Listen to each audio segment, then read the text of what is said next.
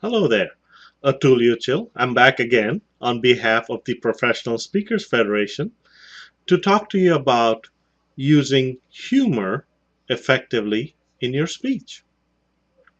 Humor does not come naturally to most of us. We are not comedians. We don't stand up there and snap one-liners. Well, if we were, well, that's what we'd be doing. That is not what we do. At the same time, people do not come to a keynote speech to hear you snap out one-liners. They're interested in the context of your speech. And those of you who listened to the blunder video, that was a blunder. I just slipped up. And I'm not going to edit it out. I want you to see. It was a blunder. No worries. I acknowledged it. I'm going on.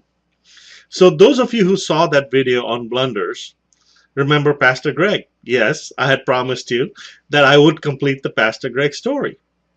Those of you that did not, I recommend you go back and look at that video for a second. Actually, you know what? Never mind. I changed my mind. I will tell you the entire Pastor Greg story here. So coming back to humor. Was I humorous for the last couple minutes? Yes, I was. I wasn't joking, but my demeanor conveyed a lightheartedness, a humorous attitude.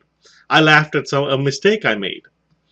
These are all humorous things, so you don't have to snap out one-liners or jokes. If you're able to work humor, work it within the context of your speech. Very important, within the context of your speech. But most important, in terms of humor, is your entire demeanor is going to get the audience to feel humorous, joyful, laugh at yourself. Do not stand there stern, no matter what the topic. Do not stand there. I am here to talk to you about humor in your speech. See, even I can't complete that. That is because I'm naturally animated and humorous, or I've trained myself to be. I say naturally now. It comes naturally to me after years and years of training. Training that you can receive from the Professional Speakers Federation. So developing humor without context is very challenging. However, when you use it within the context, people will relate. And here's how. I was telling everybody during recovering your speech after a blunder about Pastor Greg in South Texas. I won't go through the entire background. If you'd like the entire background, please, I request you, go look at the video on blunders. But Pastor Greg and I had a slight difference of opinion. I had told Pastor Greg that my philosophy in public speaking and consulting is be prepared but be flexible. Well, Pastor Greg argued with me and said, hey, I'm well prepared. I have these 7 leaves of paper from which I read my sermon. It takes me 5 minutes to read a page. My sermon lasts exactly 35 minutes. And he was right. I'd attended his sermon 3 or 4 times. I was in South Texas for a project at the time. I'd attended his sermon 3 or 4 times, and guess what?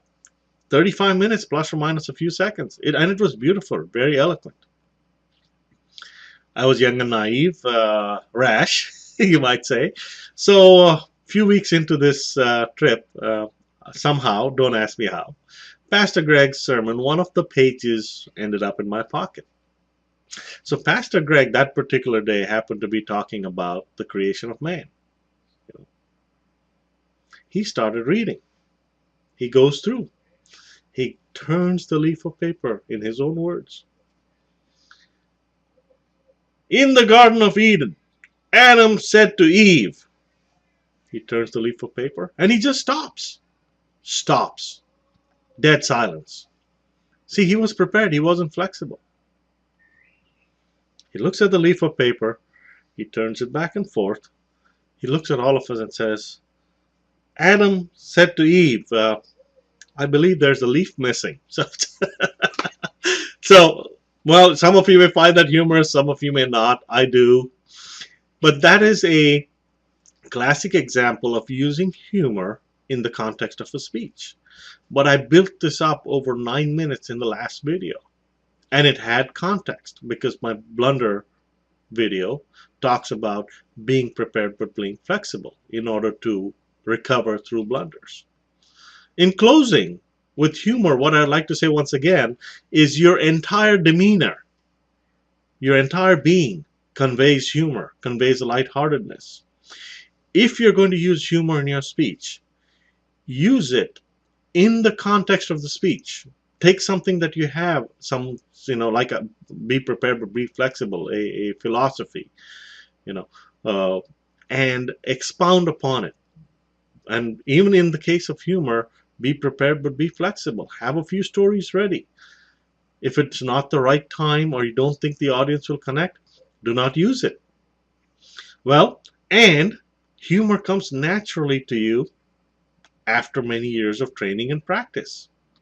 And places like the Professional Speakers Federation, they help you achieve that training and practice. You guys have a great day.